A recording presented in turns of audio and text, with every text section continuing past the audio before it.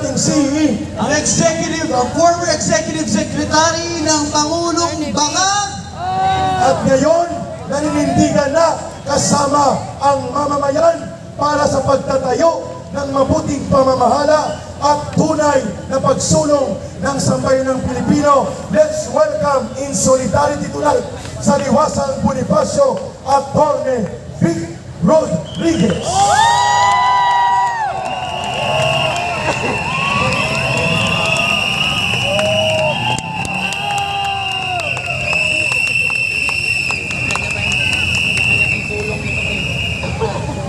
Magandang gabi ho sa inyong lahat.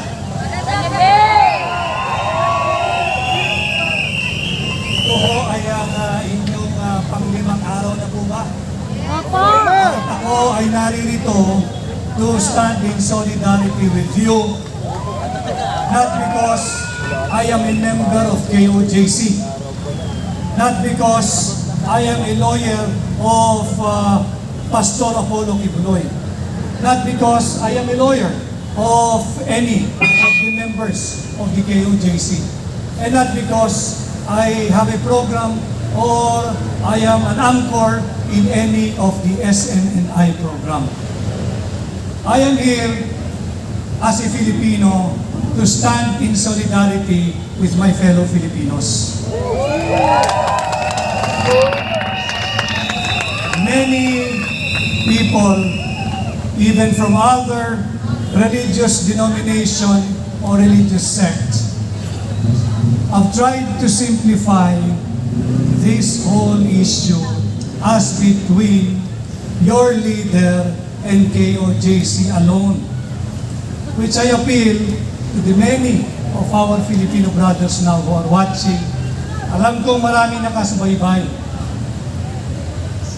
Tanggalin po natin ang ating bias or prejudice na ito ay patungkol lang sa mga miyembro ng KOJC. Ang mga inaapi, ang mga karapatang sinasamantala at hinuyurakan doon sa Davao, hindi lang po sila KOJC. Sila po ay kapwa nating Pilipino.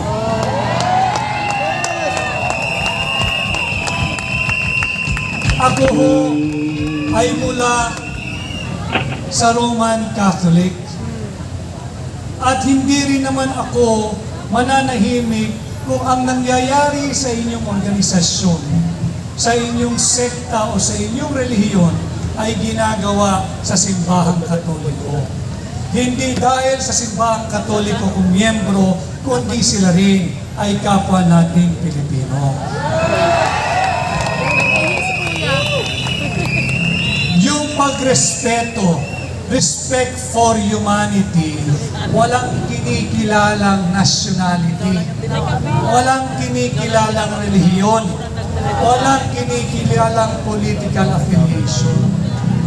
Ang respeto sa karapatang pangtao, kahit ano ka pa, dapat respetuhin ng gobyernong siyang sanang kumakalinga at nagtataguyod, nagtatanggol ng ating mga karapatang pantao.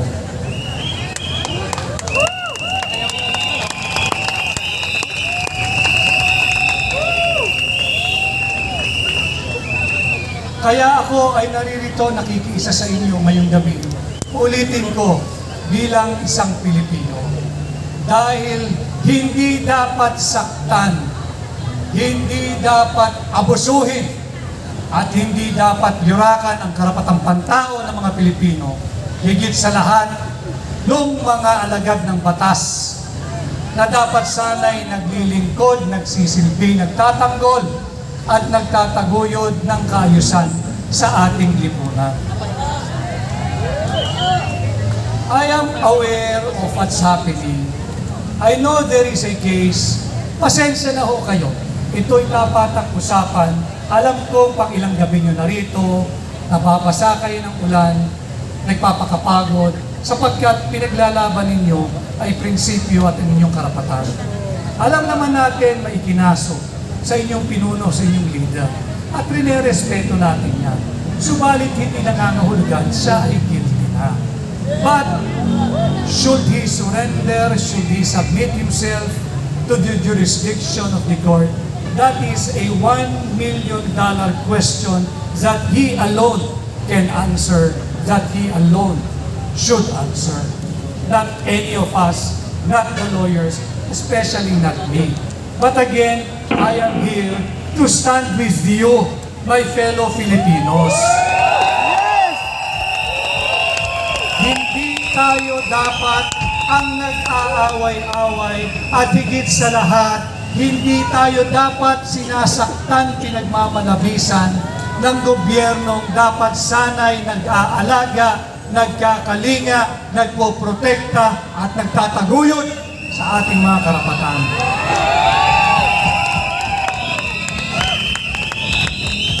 I do not want also to belabor on the legal aspect of the case. But just to simplify, yung sinasabing writ of amparo. Yung writ of amparo is a remedy available to any person. Alam ko pong napag-aralan nyo na rin yan. Whose life, liberty, or security is violated or under threat of being violated by public official, public employee, or even public individual or private individual or private entity. Sa nangyayari po doon sa inyong place of worship, which again, another violation of our Constitution because under Article 3, Section 5 of our Bill of Rights, may garansya yung inyong karapatan to freely practice, enjoy religious freedom, profession, and belief at all times shall be allowed and shall not be violated. Nasasalig ang batas po natin yan. Subalit ang nangyayari doon sa inyo, yan po'y simbahan. Pagkakalam ko, yan din po ay residential place ng karamihan sa inyo. At yan din ay mayroong eskwelahan, may mga kabataan.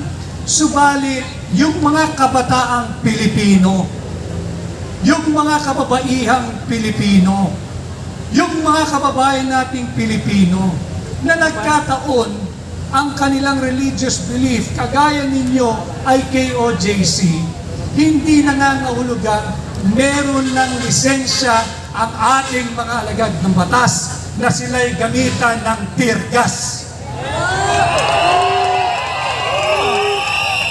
Na sila'y pakitaan ng matataas na uri at kalibre ng baril.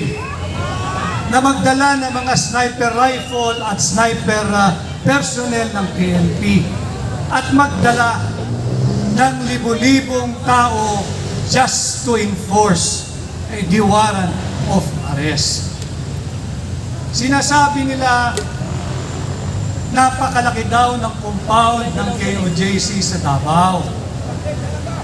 Again, huwag natin pag-usapan, let's not tag along or play along their narrative, simplifying everything, na ito'y patungkol lang sa isang reliyon. Hindi, uulitin ko, ang mga kabataan, kababaihan at nasasaktan doon ay kapwa natin Pilipino. At hindi porke kayo ay miyembro ng KOJC, you have become less of a Filipino. Hindi ibig sabihin kayo ay KOJC, mas maliit lang ang inyong karapatan sa ilalim ng ating batas at ating saligang batas.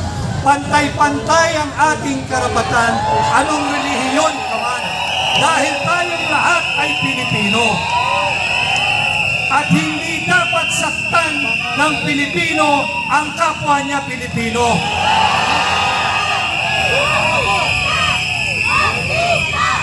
Nananawagan ako doon sa iba't iba nating kababayan.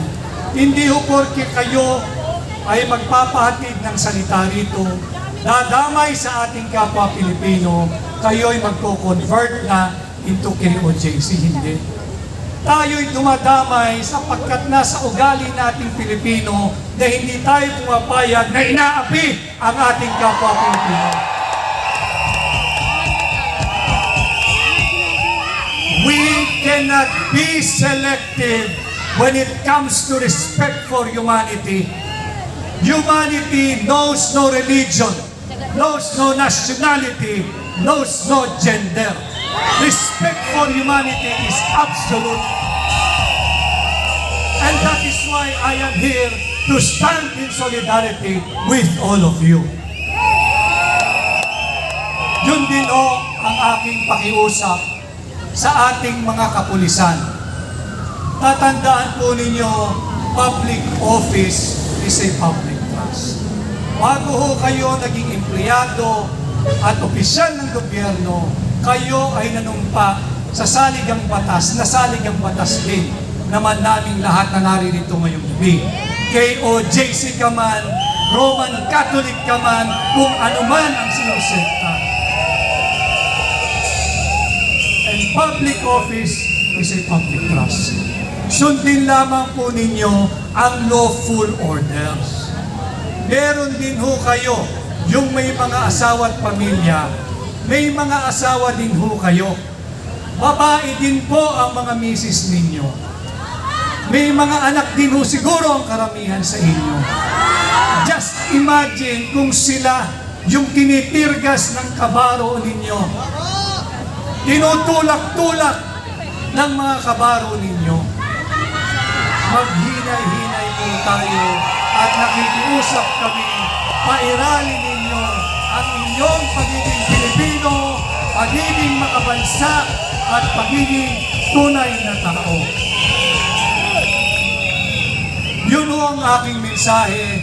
At lahat po ng Pilipino, again, let's not follow the wrong and false narrative.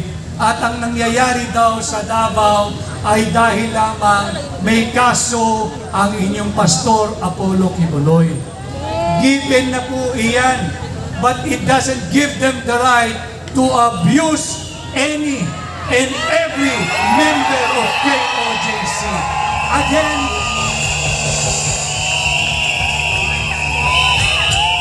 dahil kayo ay kagaya ko, kagaya ng mga pulis na nauutusan, na yurakan ng inyong karapatan, tayong lahat pare-parehong Pilipino.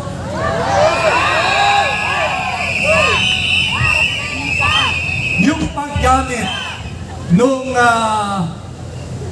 long-range acoustic device, yung LRAD, yan ay paglabag din sa inyong karapatang pantao.